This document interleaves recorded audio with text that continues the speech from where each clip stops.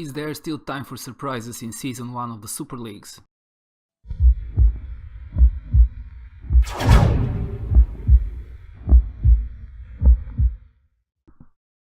Hello everyone, this is What If League, and today we're doing episode 14 of the Super League series.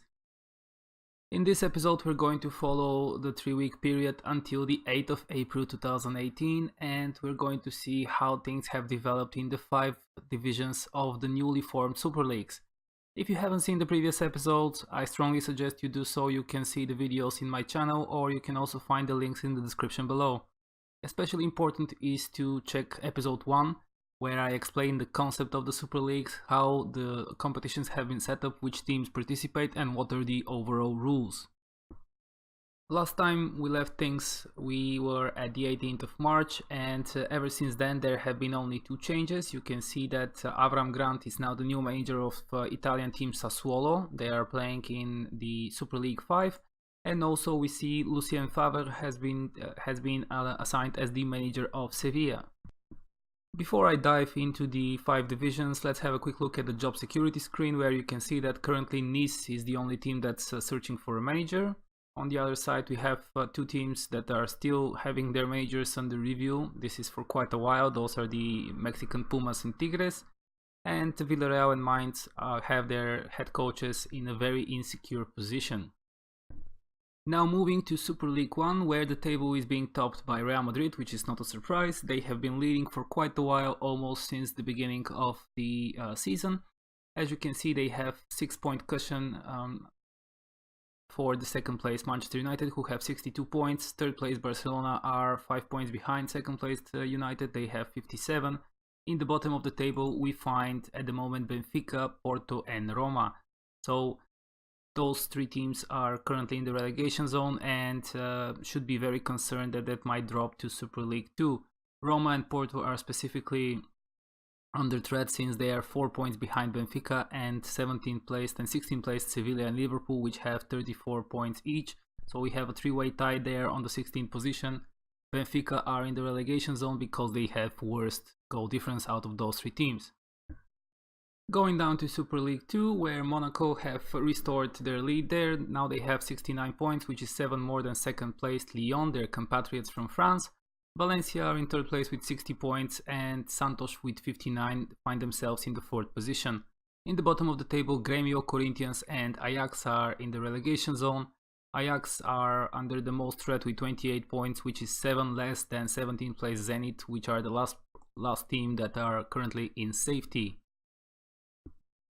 In Super League 3 we have German leaders. Hoffenheim are at the top of the table with 67 points, 3 more than Borussia Mönchengladbach and 4 more than Bayer Leverkusen, who find themselves at 3rd position with 63 points. 4th place Marseille is 5 points behind Leverkusen and with 58 points. This is 9 behind the leaders.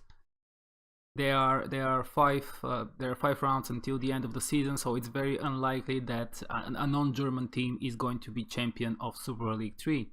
In the bottom of this division we find Feyenoord, Cruz Azul and Chivas, who are struggling at the moment and are really under threat to be relegated. Chivas especially are 9 points behind 17th place Olympiacos. Cruz Azul are 8 points behind and are also in a very bad position.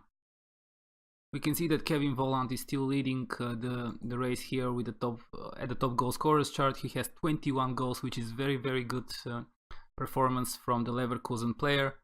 He has been scoring quite regularly, and we also see that he's leading the average rating chart with 7.4 average rating through the season.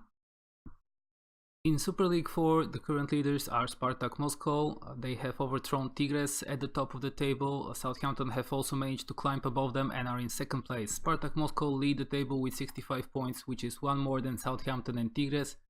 The English Saints are above the Mexican team because they have superior goal difference with positive 25 against 17 goals only for the Mexican Giants. At the bottom of the league here we find Anderlecht, Red Bull Salzburg and Pumas.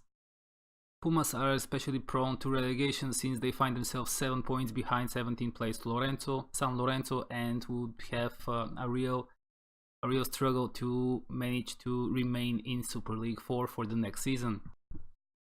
The bottom division here, Super League 5, is currently being led by Sampdoria with 66 points at the top, 4 more than second place West Ham with 62, and in third place we find Malaga with 58, so they are far behind. There are 4 rounds left until the season is over in the Super League 5, so it's very unlikely that Malaga or any other team beneath them are going to be crowned champions of Super League 5. But my guess is that it's going to be Sampdoria or West Ham, most probably Sampdoria, considering they have 4 points lead at the moment.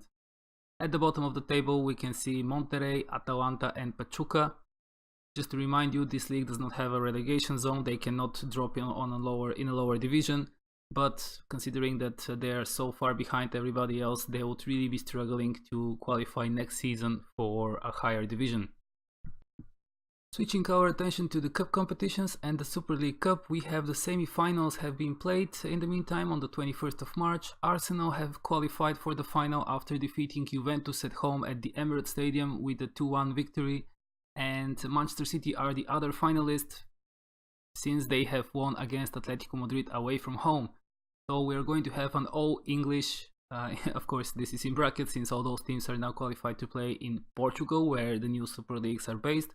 But originally both Arsenal and Manchester City are English teams, and they are going to challenge for the first ever Super League Cup trophy. In the Super League Masters competition, which, just to remind you, is a cup competition that only involves the teams from Super League 1 and 2, so this is kind of the more prestigious cup that I have created. The second semi-final has been played and Chelsea have lost at home at Stamford Bridge to Manchester United 1-2. Just to remind you, the first semi-final was on the 7th of March, and Napoli lost at home to Juventus on penalties, which means that Juventus and Manchester United are going to compete in the final of the Super League Masters.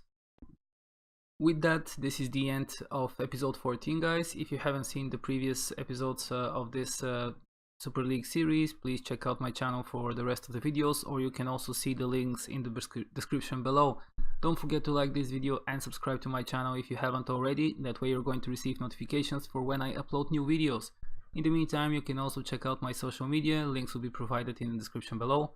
Let me know what you guys think about the Super Leagues and the current development. I would love to hear from you in the comments. Once again, thank you for watching. Until the next time, bye!